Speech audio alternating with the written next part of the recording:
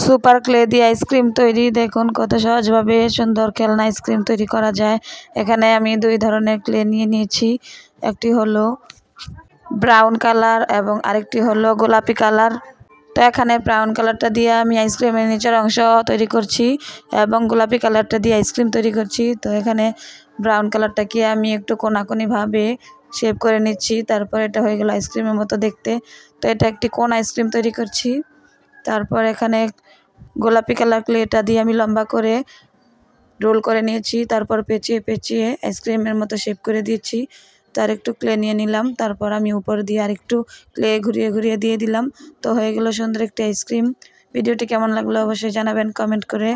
ভালো লাগলে like comment share করবেন, চ্যানেলটি সাবস্ক্রাইব করবেন। আইসক্রিমের আর একটু শেপ বাড়িয়ে নেওয়ার জন্য আমি একটি কাঠির সাহায্যে এখানে দাগ করে নিচ্ছি।